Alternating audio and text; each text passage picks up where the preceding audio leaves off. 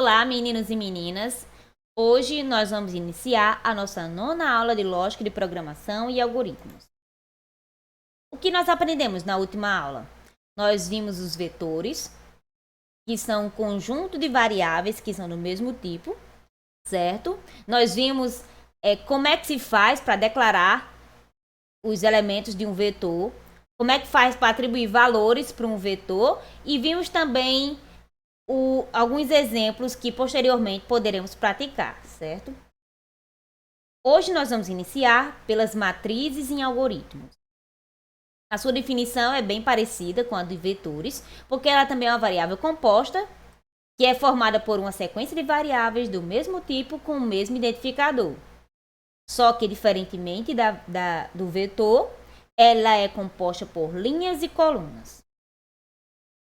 Aqui eu tenho uma sintaxe de como é uma matriz, certo? Com o identificador. O identificador é o nome que eu vou dar para esta matriz, certo? E ela vai ter os limites de intervalos, certo? Que vão ser as suas dimensões. Elas podem ser de 2 dimensões, 3 dimensões, do mesmo modo em que vimos em matemática, certo? Ela também vai ter um tipo primitivo, que pode ser do tipo real, do tipo inteiro, do tipo literal. Aqui nós temos um exemplo dessa matriz. Neste caso A, nós temos a matriz MAT. Ela é uma matriz de 3 dimensões do tipo real. Da linha B, nós temos a matriz M-sala. Essa matriz tem 2 dimensões e ela é do tipo inteiro. Então, para acessar um elemento de uma matriz, precisamos de 2 índices. Um para a linha e o outro, que é o segundo, para a coluna. Do mesmo modo que estamos representando aqui nesta figura. Nós temos a matriz M-sala, que tem 4 linhas e 4 colunas. Então, ela é uma matriz 4x4. Certo? Aqui tem os índices das linhas, índice das colunas. E, neste caso aqui, nós estamos tentando acessar a posição 2, 3 dessa matriz sala. O que é essa posição 2, 3? É a segunda linha, terceira coluna, certo? Segunda linha, terceira coluna. Então, como fazemos para declarar essas matrizes no nosso programa? Nós iremos iniciar pelo comando declare. O nome é o nome da matriz, certo? O nome que eu vou dar para a variável da matriz que eu vou fazer no meu programa. A linha é a quantidade de linhas que vai ter a minha matriz. A coluna é a quantidade de coluna. E o tipo é o tipo que a gente já aprendeu em outras aulas. São os tipos básicos. O tipo literal, inteiro, o tipo real. Aqui nós temos um exemplo de uma matriz. No caso aqui ela é a matriz 3x5, certo? Aí como é que eu vou fazer para declarar essa matriz? Eu vou usar o comando declare. Aqui é a matriz X, 3 linhas e 5 colunas do tipo numérico. Então, aqui nesta imagem está representada uma matriz do tipo, uma matriz X, que foi dado o nome X para essa matriz, com 3 linhas e 5 colunas do tipo numérico. Então, se eu quiser acessar uma posição dessa matriz, eu vou fazer como? Eu vou usar o nome dessa matriz, que no caso aqui é X. E se eu quiser esta posição aqui, eu vou utilizar colchetes e colocar a linha e a coluna. Esse 1 aqui é a primeira linha e esse 1 aqui é a primeira coluna, certo? Então, isto pode ser feito para qualquer posição que eu tenha na minha matriz. Como aqui também, ó. Eu tenho a matriz X, eu tenho a terceira linha e a quarta coluna. É bem semelhante à matriz que nós vemos, que a gente vê na matemática mesmo, certo?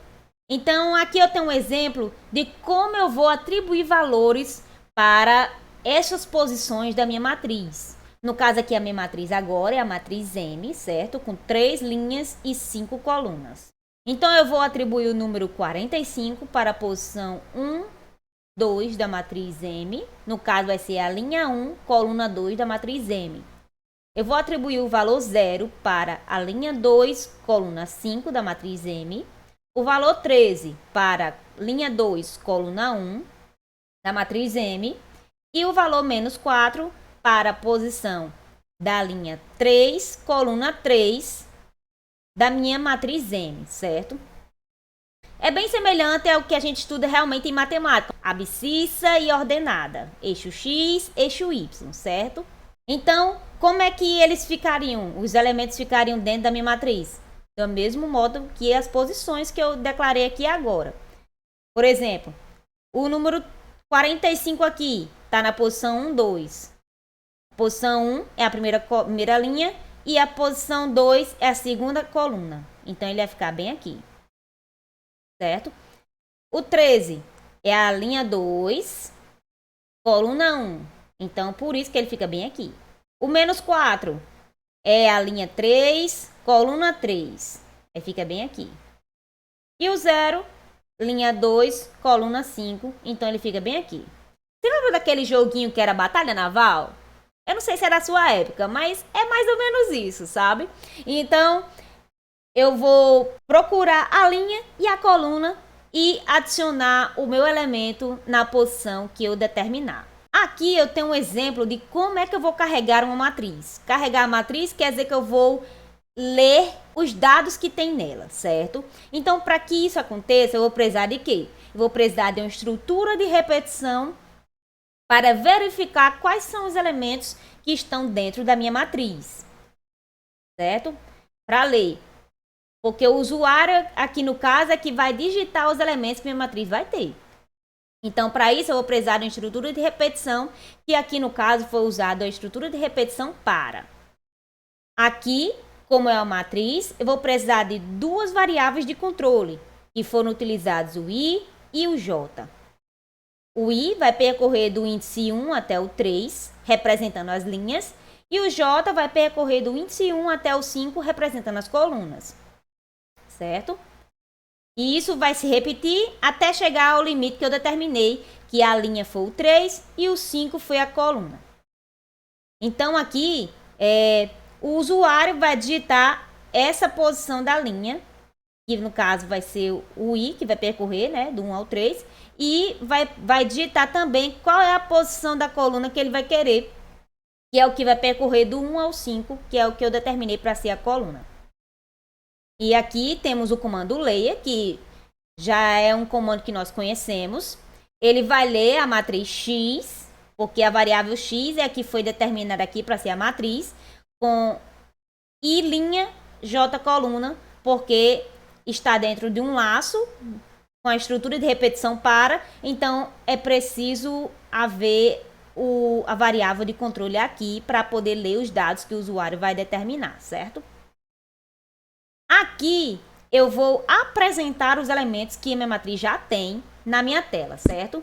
Para isso eu também vou utilizar uma estrutura de repetição, que nos vetores eu utilizava só um laço de repetição e na matriz eu vou ter que utilizar dois laços de repetição. Por quê?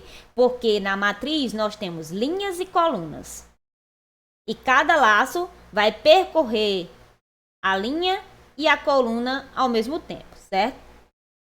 Então, aqui foi utilizada a estrutura de repetição para. O i é a variável de controle que vai percorrer os índices da minha linha, que vai de 1 até 3. E o j é a variável de controle que vai percorrer a coluna desde o índice 1 até o índice 5. E aqui, esse comando escreva, como vocês já sabem, é o que vai apresentar os dados na minha tela, certo? Aqui eu trouxe para vocês um exemplo de como isso é feito na prática, certo? No caso aqui do exemplo, é uma soma de duas matrizes. Aqui eu tenho a matriz que foi declarada do tipo inteiro, certo? As variáveis de controle I e J. E aqui no exemplo foram utilizados a estrutura de repetição enquanto, diferente do outro exemplo, certo? Então, apesar de ter sido feito com enquanto, a lógica do programa é a mesma coisa, certo?